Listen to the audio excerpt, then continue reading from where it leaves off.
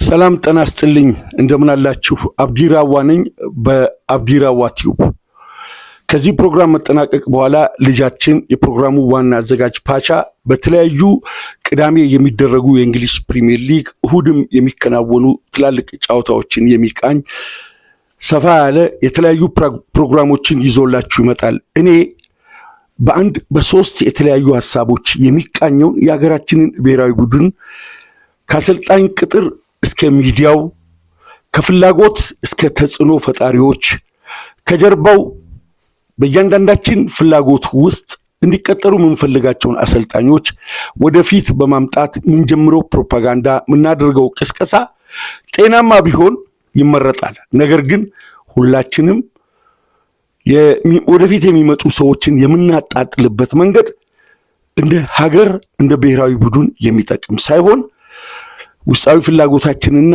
እዛ ቦታ ላይ እንዲቀመጡ መንበሩን እንዲይዙ የምንፈልጋቸው ሰዎች ፍላጎት ውስጣችንን እየናጠ አንዳንድ ጊዜ ለትዝብት ሌላ ጊዜ ደግሞ ሀገራዊ አደራ ብቻ ሳይሆን አንድ የምንፈልገውን ሰው ለማስደሰት ሁለት የምንጠላውን ሰው እዛ ቦታ ላይ ላለማየት ሶስት ሿሚዎቹ ጋር ባለንም ቁርሾ አራት በእጃችን ባለ ማይክ እንዲሁም ደግሞ ባለን ግንኙነት በትልቅ ምስል መታየት ያለበትን የአገር አጀንዳ ስናጣጥል እንታያለን።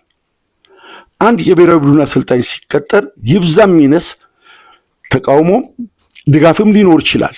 ነገር ግን የመጀመሪያው ትልቁ አጀንዳ ለሀገር ለባንዲራ ሊፋለሙ የሚችሉ ተጫዋቾቹን መርጦ በቋሚነት በጊዜያዊነት በረጅም ኮንትራት በአጭር ኮንትራት ሀገሩን የሚያገለግል ሰው ሹመት ነው የብሔራዊ ቡድን አሰልጣኝነት።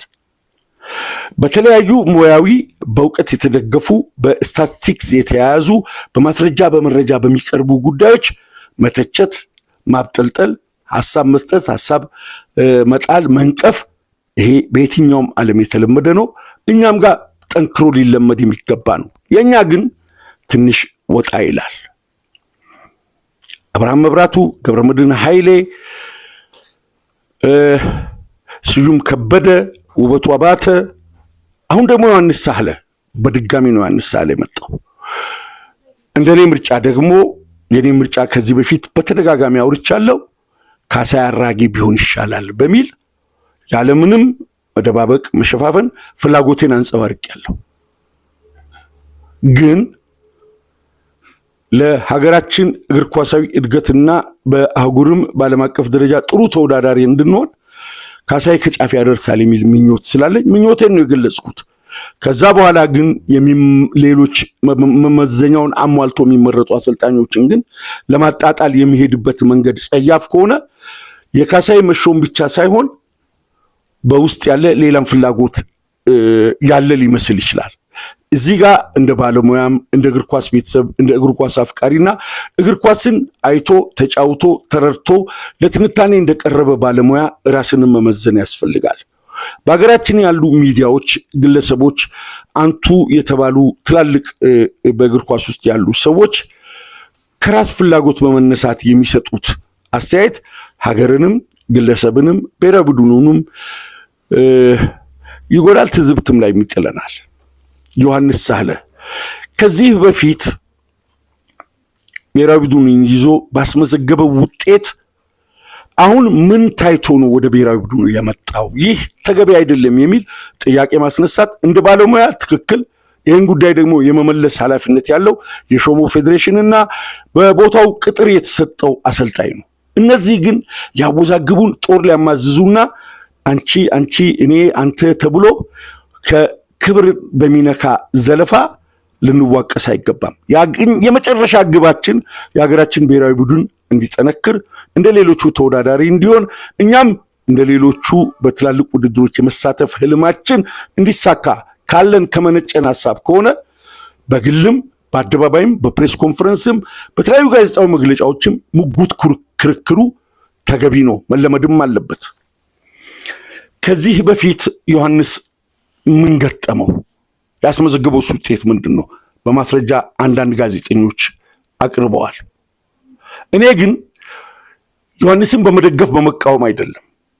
በአንድ ወቅት ታስታውሱ እንደሆን እነ ሁሴን አብዱልቀኒ ጋር ስፖርት 365 ላይ እንግዳውኝ ቀርቤ ከአያናው ከሁሴን አብዱልቀኒና ከዳዊት ጋር አንድ ፕሮግራም ላይ ቀርቤ እንግዳውኝ ትንሽ ክርክር ነገር በኢትዮጵያ ብሔራዊ ቡድን ላይ ያቀረብኩት ሐሳብ ነበር። በኢትዮጵያ ብሔራዊ ቡድን ፈረሱ መሮጥ ያቃተው ፈረስ በወላይትኛ ማጣና ወይም ገንበጣ ይባላል። ፈረሱ ኦሬዲ አገልግሎት መስጠት አቁሞ ጭነትም አይጭን፣ ስለዚህ ጅብ ከበላውም አውሬ ከበላው ተብሎ ጤዛ እየነጨ ወንዝ ዳር እንዲሞት የሚጣል ፈረስ አለ፣ ከአገልግሎት ውጭ የሆነ በቃ ያበቃለት። እንደዛ አይነቱን ፈረስ ለማስሮጥ ኢትዮጵያውያን ጋላቢ ነው የምንቀይረው፣ ግን ፈረሱን መፈተሽ አለብን። ስለዚህ በየትኛውም የጋላቢ ለውጥ ፈረሱን ማስሮጥ አይቻልም።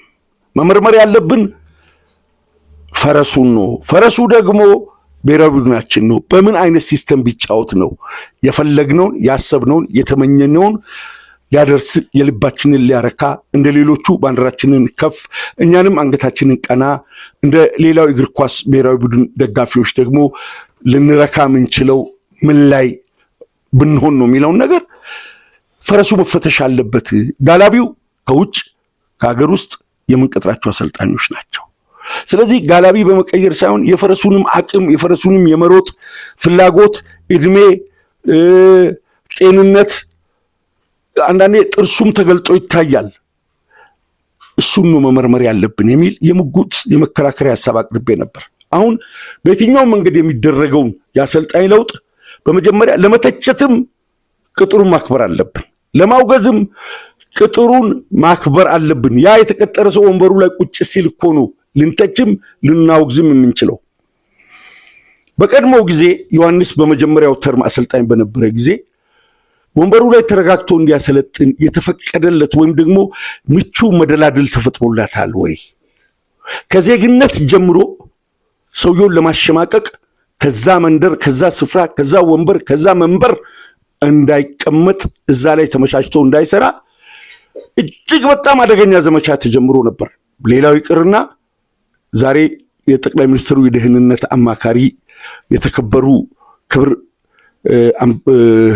አምባሳደር ሪድዋን ሁሴን ወጣቶችና ባህል ስፖርት በነበሩ ጊዜ እሳቸው ጋር ሁሉ አቤቱታ ተኪዶ ይሄ ሰውዬ መሰናበት አለበት፣ በውጤቱ ባስመዘግበው እንቅስቃሴ በመረጣቸው ልጆች ከሜዳ ውጭና በሜዳው ላይ በሚያደርገው ውድድር ሳይሆን ከዜግነቱ በተለያየ ነገር ሲጎሸም ነበር። ይህ ዘመቻ እንግዲህ ዮሐንስ ምን ያህል ጫና ውስጥ እንደነበር እናውቃለን። አንድ የሀገርን ኃላፊነት የተቀበለን ሰው ዘመቻው ከሙያ አንጻር አይደለም፣ የፈለጉትን ሰው እዛ ጋር ከማስቀመጥ የተነሳ ነው። እንመለሳለን። በደንብ ጉዳዮችን ተንትነን እናያለን። ውበቱ አባተ አስገራሚ ቡድን ሰርቶ ማለት ግብፅን ያህል ቡድን ዛሬ አባይ ላይ ዳግመኛ ከአሜሪካው ፕሬዝዳንት ጋር የተነሳችብን እንግዲህ የጎረቤት ባላንጣ ብቻ ሳይሆን የቋንጃ እከክ እንደሚባል ወጥራን የያዘችን ግብፅን ከሜዳችን ውጭ ስናሸንፍ የጧት የሬዲዮ ሞገዶቻችን ዜማ፣ ቅላጼ፣ ድምፅ አዲስ አልበም እንዳሳተመች አዲስ እንስት ድምፃቸው ቀጥኖ ነበር። ግብፅን አሸንፈን የነ ጃሉድን የነ ሃይማኖትን የነ ጆሲን ሙዚቃዎች የነ ቴዲ አፍሮ ሙዚቃዎች መክፈት እንጂ ምንም ለኩፉ የሚሰጥ አይደለም ተብሎ በአብዛኛው ሚዲያዎች በአጋጣሚ ለአይን ሕክምና አዲስ አበባ ሄጄ ምሽት ብዙ የታክሲ ሾፌሮች የእግር ኳስ ቤተሰቦች ለፌሽታ ወጥተው ነበር። ጠዋት ግን ማታ ያየነው ፌሽታ አይነት አልነበረም። እንደው የዚህ የክላሲካልና የሐዘን ሙዚቃ ማርሽ ዜማ አላሰሙም እንጂ በጣም ሚዲያው ቆዝሞ ነበር። ይሄንን ስናይ ለምን እንላለን? እንዲሁ በቅርቡ አንድ ጸያፍ ነገር ስንሰማ በአዲስ አበባ ስቴዲየም የሙሉጌታ ከበደ የቀብር ስነ ስርዓት ሽኝቱ ከአዲስ አበባ ስቴዲየም ሲነሳ በቅርቡ ወደ እግር ኳስ አስተያየት ሰጪነት በሴረኛ ጋዜጠኞች ተስቦ ተጎትቶ የመጣ ተንታኝ የሙሉጌታ ቀብር ፌዴሬሽኑ አንድ ሰው ሳይልክ ያንን የመሰለ ሰው ያላግባብ እየተሸኘ አይቼ በጣም ነው ያዘንኩት በሚል የሙሉጌታን የቀብር ስነ ስርዓት ሰው አለመኖር ሲተች የሀገሬ ልጅ ለወላይታ ማራቶን ሲሮጥ የነበረ በስቴዲየም ዙሪያ ግን ስራ የሚሰራ በቅርቡ አግኝቼዋለሁ። እዛ የሚደረጉ ክስተቶች ክንውኖችን እጠይቀዋለሁ። ብዙ ጊዜ በተለይ ከአዲስ አበባ ስቴዲየም የሚደረጉ ሽኝቶች፣ ሴሬሞኒዎች ምናምን ካሉ ቅርብ ስለሆነ መረጃ ይሰጠኛል። የሙሉጌታ ከበደ ቀብር እንዴት ተቀሳቀሰ አልኩት። እንዴ የምን መቀዛቀዝ ነው? የፌዴሬሽኑ ፕሬዝዳንት፣ የፌዴሬሽኑ የጽህፈት ቤት ኃላፊ፣ ሌሎች ባለስልጣናትም የፌዴሬሽኑ ምክትል ፕሬዝዳንትም በተገኙበት ነው ሽኝቱ የተካሄደው አለኝ። ኖ አንድ ጋዜጠኛ ማንም ሰው የለም፣ እጅግ በጣም በሚያሳዝን ሁኔታ ነው ሙሉጌታ ከበደ የተቀበረው። አይ የመጀመሪያው ቀብር ከሙሉጌታ ቀደም ብሎ ወይዘሮ ጸዳለ የሚባሉ ትኬት ቆራጭ ነበሩ፣ በአዲስ አበባ ስቴዲየም ለብዙ ዓመት ያገለገሉ። የእሳቸው ቀብር ከሙሉጌታ የአንድ ሰዓት ተኩል ቀደም ብሎ ከአዲስ አበባ ስቴዲየም ሽኝት ተደርጎላቸዋል። ያ አንተ የምትለው ሰው ያንን ቀብር አይቶ ነው። እኔ ይሄ ብቻ አይደለም፣ በዛ መሃል ከሙሉጌታ ሞት ጋር በቀጥታም በተዘዋዋሪ ምንም ግንኙነት የሌለው ውበቱ አባተን እነ ውበቱ ይሄ ሌቦች ውበቱ አይነት ሌባ እያለ ሙሉጌታ በዚህ መልክ ይሞታል። በሙሉጌታ ሞት ውስጥ የውበቱ አስተዋጽኦ አለ ወይ? ውበቱ እዛ ቦታ ላይ በወሽመጥ የገባው የውበቱ ስም ምን ማለት ነው? ሁለተኛ ወደ ብሔራዊ ቡድኑ እንዳይጠጋ እነሱ የሚያነፍንፉለት የሚያቀነቅኑለትና ለነሱ ጠዋት ማታ በረፈደ በነጋ በመሸ የሚታዘዝ አሰልጣኝ አላቸው። ያ አሰልጣኝ ካልመጣ እቺ ሀገር በአፍጢሟ ትደፋለች የሚል ከንቱ ምኞት አለ። የዛን አሰልጣኝ የሚያቀነቅኑትን የጫወታ ጥበብና አሸነፉን የሚሉትን የጫወታ ምስጢር ዛሬ ነግራቸዋለሁ። ለሀገሬ ክብር፣ ለሀገሬ የአፍረት ሸማ እንዳትለብስ የሰማሁትን ምስጢር እስከ ዛሬ ደብቄ ቁጭ ብያለሁ። አሸነፍን ብሎ እነሱ የሚያዜሙበት የሚያናፉበት ወራዳ ውጤት ያመጡበትን ምስጢር ዛሬ እንግዲህ ፌዴሬሽኑ የሚከሰስ ከሆነ ይከሰስ፣ ሰውየው ወጥቶ አደባባይ ላይ ይቅርታ ካልጠየቀ ድረስ የደበቅነው ምስጢር ነው የምናወጣው። ወደ ዋናው ነገር ሲመለስ ሙሉጌታ አሜሪካ ቆይቶ ታሞ መጣ። ለኢትዮጵያ እግር ኳስ እንደሱ ያበረከተ ሰው የለም። እውነት ነው። የሙሉጌታ ቀብር ወደ ኮልፌ እስላም መቃብር ሲሸኝ የፌዴሬሽኑ ሰዎች ነበሩ። ግን ውበቱን እዛ ጋር መስደብ ለምን አስፈለገ? ውበቱን ሌባ ማለት ለምን አስፈለገ? ይሄ በተሞላው ልክ ከጎን በተነካው ልክ እንደሚተነፍስ ፊኛ የተነገረውን በመስማት እንጂ ምንም የሙሉጌታ ሞትና የውበቱን ስራ የሚያገናኘው የለም። ከዛ ውጭ በቅርቡ ይሁ ጋዜጠኛ ለአንድ የሀገራችን የራሱን ፍልስፍና አቀንቅኖ ክለብ መያዝ ለሚፈልግ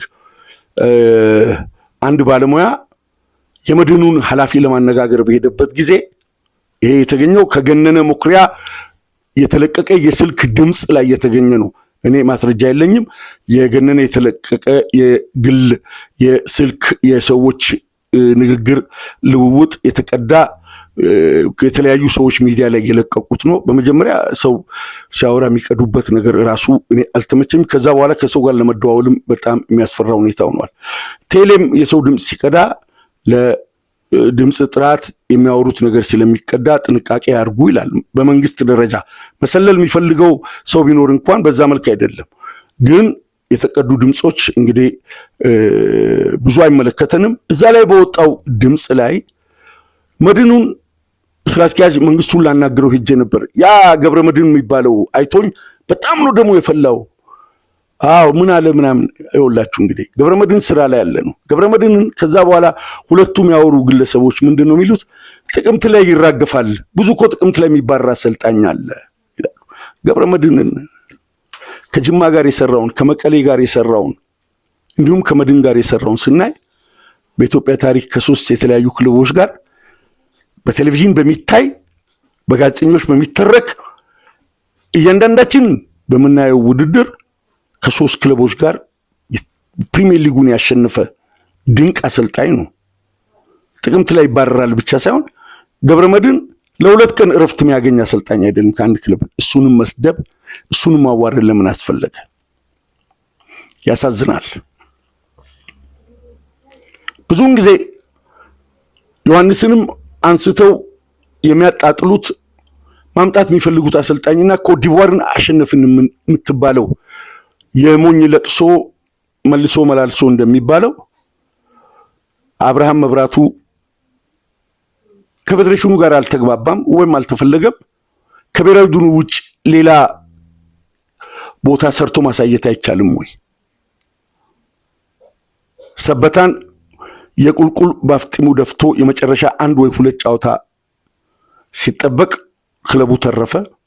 ከዛ በኋላ አሁን የት እንዳለ አይታወቅም። ባህር ዳር የ2 ጨዋታ ውጤት የመጨረሻ 2 ጨዋታዎች ሲጠበቁ ነበር። ኮትዲቯር ያሸነፍንበት መንገድ አንድ ቀን አቶ አብርሃም ቢገልጸው ደስ ይለኛል። የፌዴሬሽኑን ሰዎችም እንጠይቃለን። አብርሃምንም ሌሎች ሚዲያዎችም ሊጠይቁ ይችላሉ። በኮትዲቯር ጨዋታ የሰራነው ስራ ምንድነው? ይሄ የገዛ በሙያው ዙሪያ አብረው ሲሰሩ ሲያውደለድሉ የነበሩ ሰዎች ያወጡት በአብሽ ይሁን በጌሾ ተንጦ የወጣ ምስጢር ነው። የኮትዲቯር ዕለት ከጫወታው ቀደም ብሎ አሰልጣኛችን ምን አርገው ነበር? ስለዚህ አትፎክሩብን በኮትዲቯር ውጤት። በመጀመሪያ ጫወታው ማራኪ አይደለም። አንድ የቆመ ኳስ አንድ ሽመልስ በጥፍር ሄዶ ያገባው ነው።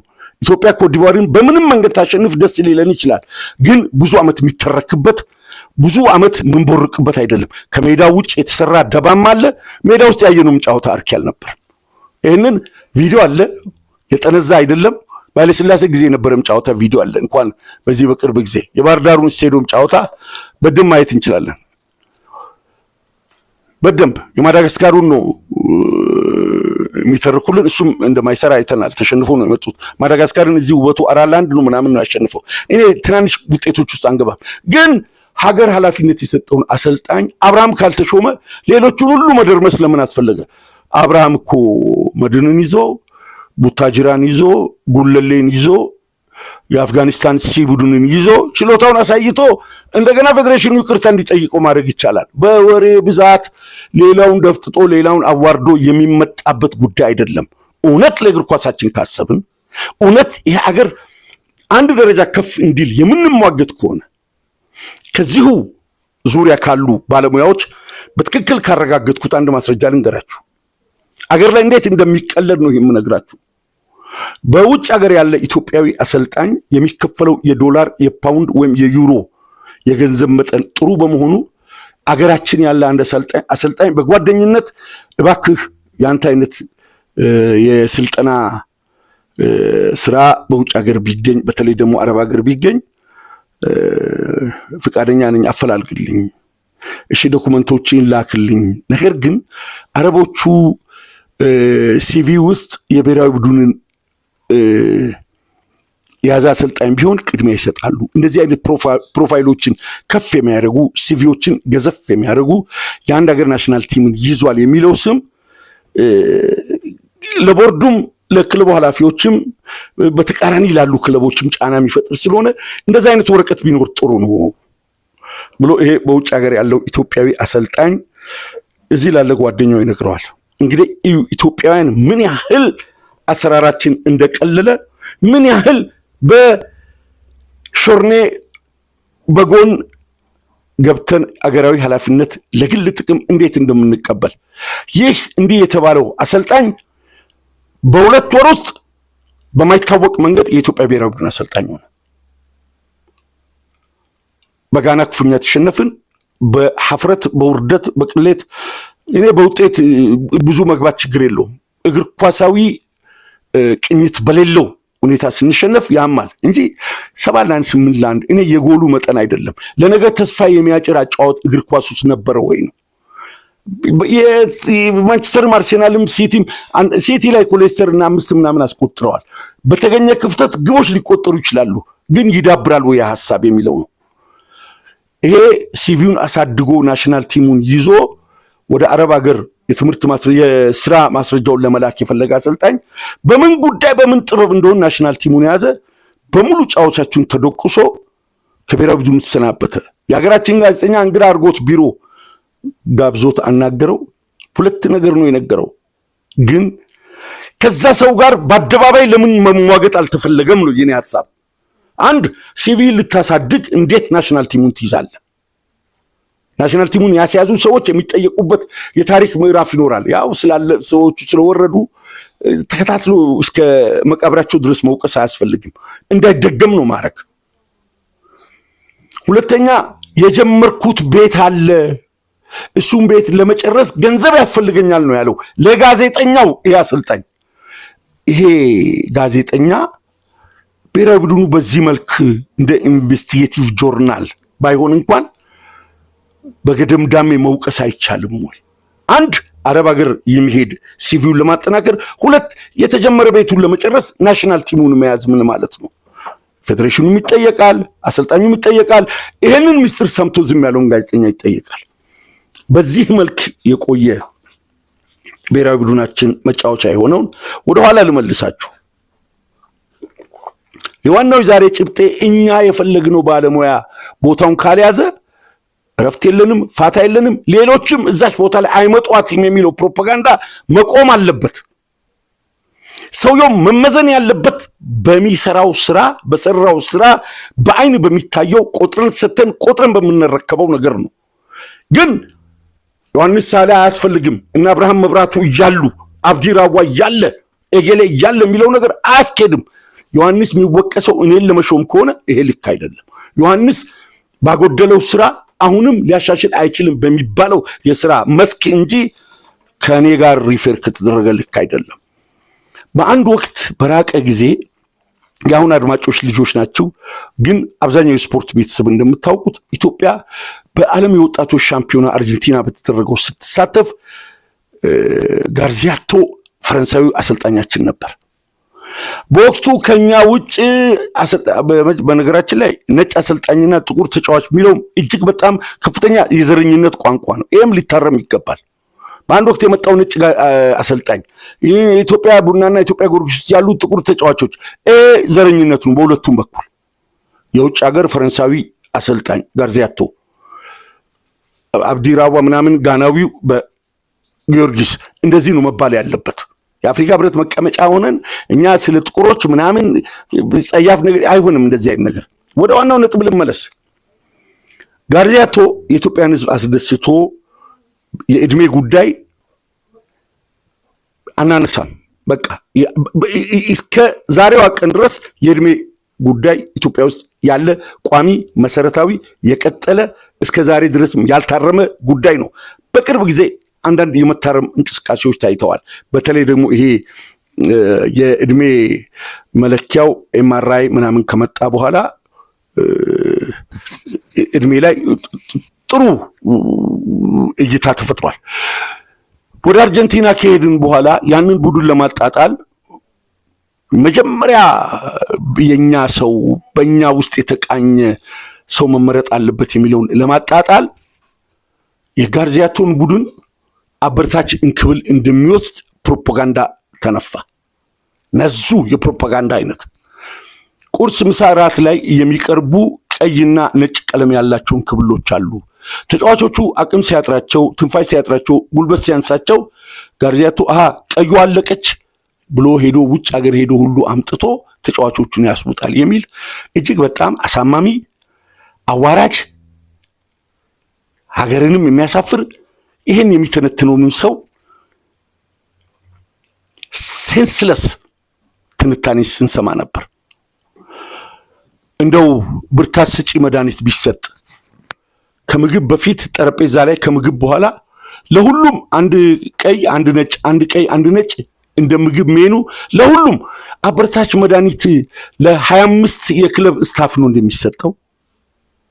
ሁለተኛ ከሾርባና የሚበላው ነገር ቀጥሎ የሚቀርብ በአደባባይ የሚሰጥ ነው።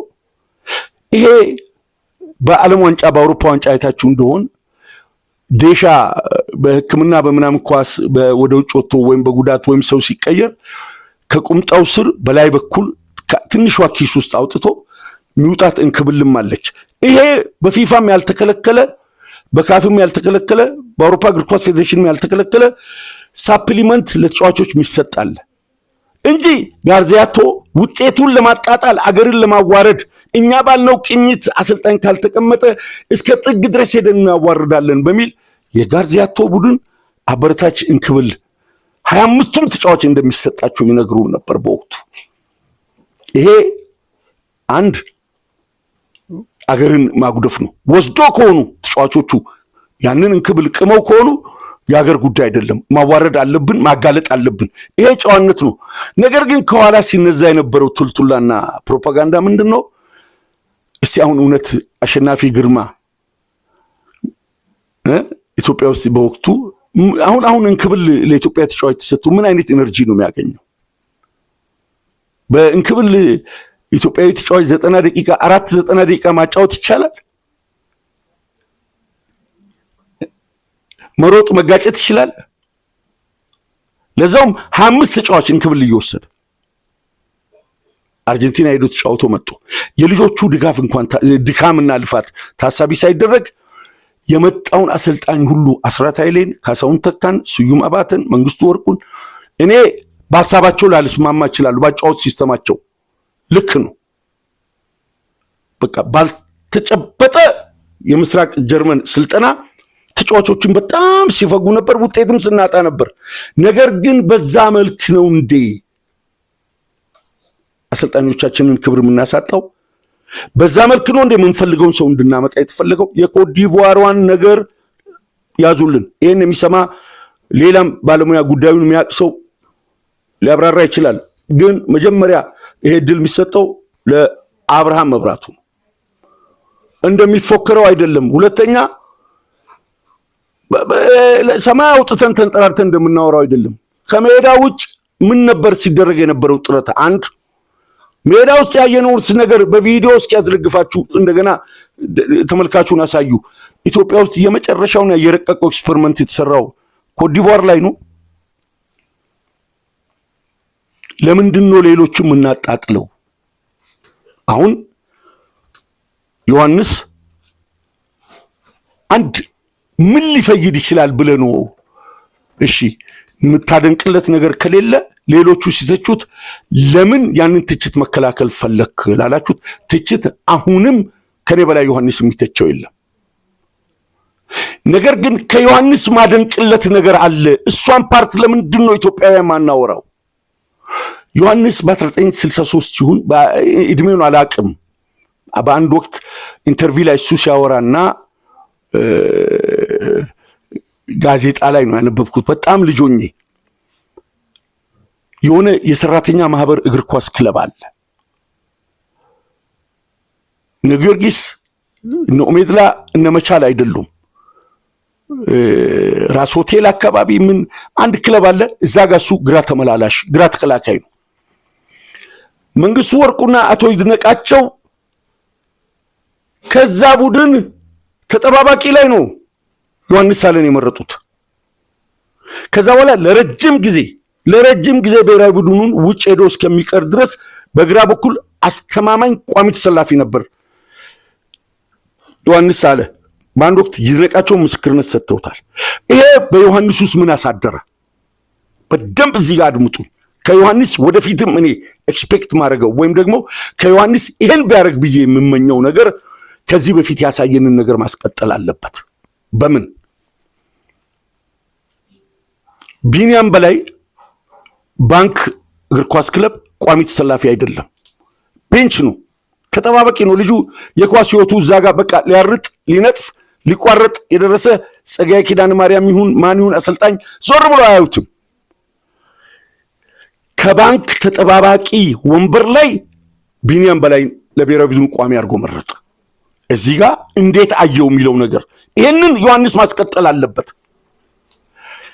አሰልጣኞች ያላዩዋቸውን እድል ያላገኙ ነገር ግን ለረጅም ዓመት ፖቴንሻላቸውን ለሀገር ሊገብሩ ሊሰጡ አሁን ልጁን ተመልከቱት።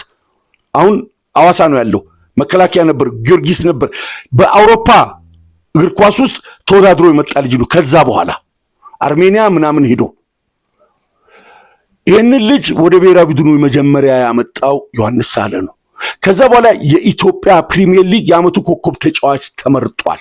አንድ ጋቶች ፓኖቭ በባዶ እግር ሲጫወት ከአቧራ ላይ አይቶ ነው ለብሔራዊ ቡድኑ እድል የሰጠው ዮሐንስ ሳለ።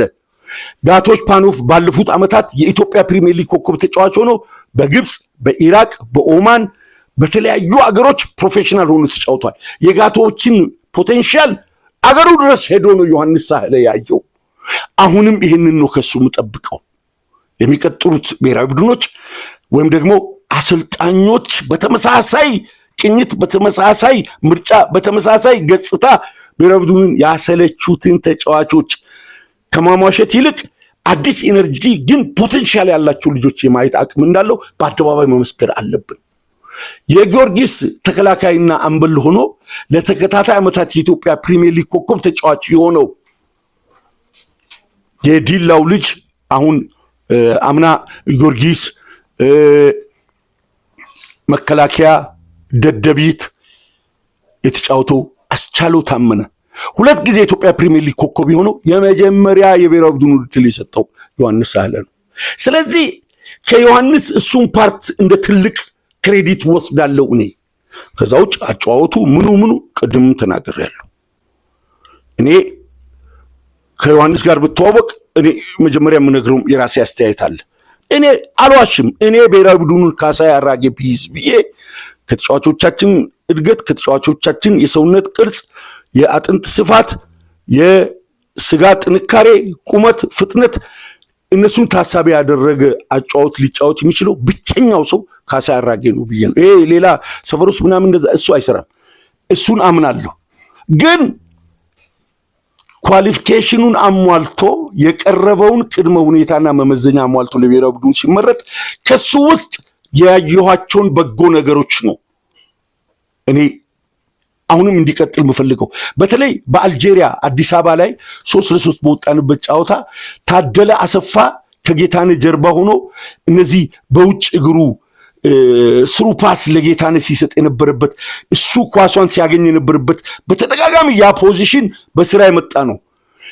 በጥቂቱ እነዚህን ስራዎች እያደነቅን ግን ማንም ያላያቸውን ተጫዋቾች አሁን ስልኩን አግኝቼ ላይቭ አስገብቼው እነማንን ከጋምቤላ፣ ከቤንሻንጉል፣ ከመቀሌ፣ ከአርባ ምንጭ አዳዲስ ልጆችን ከአዋሳ፣ ከድሬዳዋ እነማንን ለቅመ እነማንን መልምለ ለጥሩ ደረጃ አብቅታል ብል እርግጠኛ ነኝ 15-20 ተጫዋቾችን ሊነግረን ይችላል። የመመልመል አቅሙ ፍጹም ልዩ ነው። ከዚህ በፊትም ፕሮግራም ላይ ሰርቻለሁ። አስራት ኃይሌ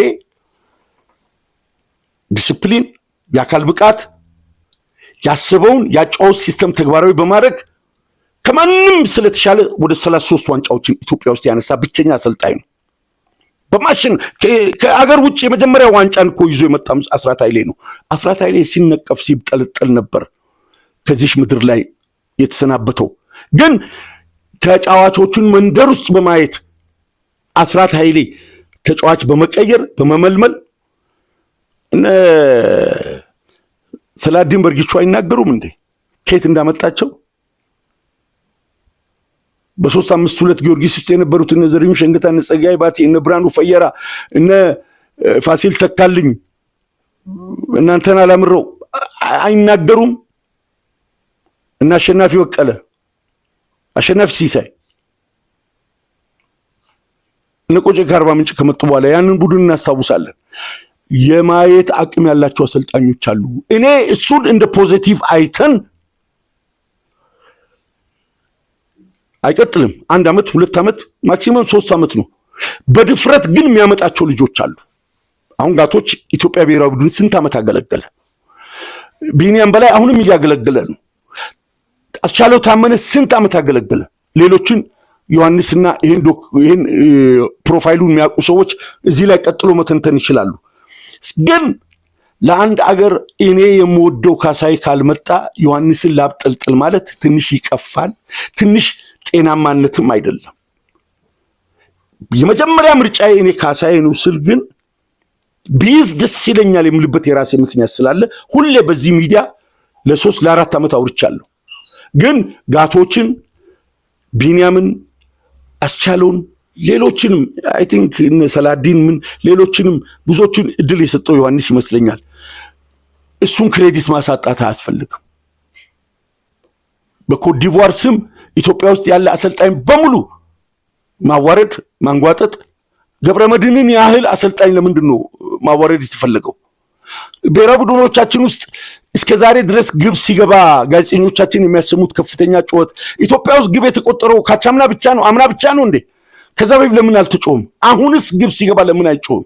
ከፌዴሬሽኑ ጋር ባለን ጤናማ ያልሆነ ግንኙነት የምናሰማው ቶን በተወሰኑ እነዚህ ጋዜጠኞች ከነስተታቸው ግን እነሱ ይሻሉኛል። እኔ ከነስተታቸው እነሱ ይሻሉኛል።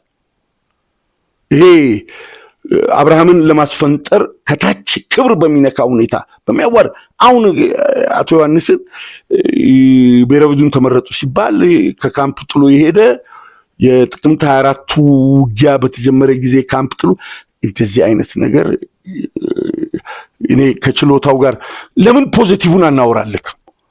ከዛ ውጭ እኮ ውጤቱ ይነግረናል። ለማሰናበት የሚካሄዱ 4 እና 5 ጨዋታዎች እኮ ውጤቱ ይነግረናል።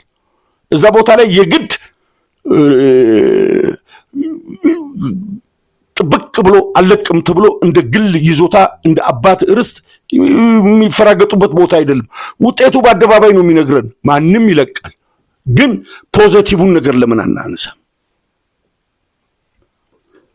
ያ ዮሐንስ ሳህለ አሰልጣኙ ነው መመረጥ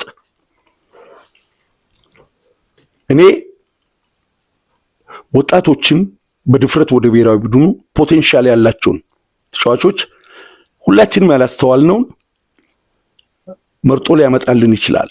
አገራችን በአዲስ ፊት አገራቸውን የሚያገለግሉ ወጣቶችን ልታገኝ ትችላለች የሚል ተስፋ አለኝ። ይሄ ደግሞ በዘፈቀደ በግምት ወይም ደግሞ አቦሰጥ እንደሚባለው ሳይሆን ለረጅም ዓመት ጋቶች ያገለገለውን ለረጅም ዓመት አስቻለው ያገለገለውን ለረጅም ዓመት ቢንያም በላይ ያገለገለውን ስናይ እንደዚህ አይነት ልጆችን ያወጣበትን መንገድ እንደ ቴክኒክ ዳይሬክተር በመላው ኢትዮጵያ እሱን ፕሮጀክት ነድፎ ቢያመጣ አገራችን ለውጥ ልታመጣ ትችላለች። ባጫወት መንገድ ላይ ባጫወት ሲስተም ላይ ብዙ መሞገት ብዙ መከራከር ይቻላል። አሁን ግን እየተቸነ ያለነው አሰልጣኞቹ በያዙት ያጫወት መንገድ አይደለም። እኔ ያልኩት ለምን ያንን ቦታ ላይ ያዘም ለኔ ስለሚላላክ ለኔ ሐሳቤን ስለሚሰማ እገሌ ይቀመጥ የሚለው እንደ አምፕሊፋየር እንደ ቱርጁማን በራስው ጥይትም ቀስትም ማቀባበል አይቻልም፣ ነውር ነው። አብርሃምም በሚዲያው በጋዜጠኞች በተለያዩ ጉዳዮች ቦታውን ለመቆናጠጥ የሚያደርገው ጥረት በስራ የተመዘነ ቢሆን እንደዚህ ክፍት የሆኑ ክለቦች እያሉ እዛ ላይ አስመስክሮ እዛ ላይ ማንነቱን አሳይቶ ዳግመኛ መምጣት ይችላል። ጤናና እድሜ ከሰጠን በችሎታችን ካረጋገጥን ስፍራው ብቃትና ችሎታን ነው የሚጠይቀው። ዳግመኛ መጠራት ይቻላል። ነገር ግን ከኋላ ሆኖ መዝመት ተገቢ አይደለም። ዮሐንስን ለመከላከል አይደለም።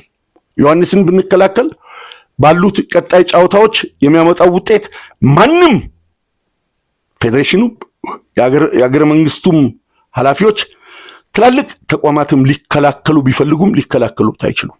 እግር ኳስ በሜዳ በመስክና በአደባባይ የሚታየው ውድድር አይነት በመሆኑ ክፍተቱና ከፍታው ዝቅታና ደካማ ጎኑ ጠንካራና የሥራ ያሰበበት መንገድ በአደባባይ የሚታይ የሥራ መስክ በመሆኑ ማንም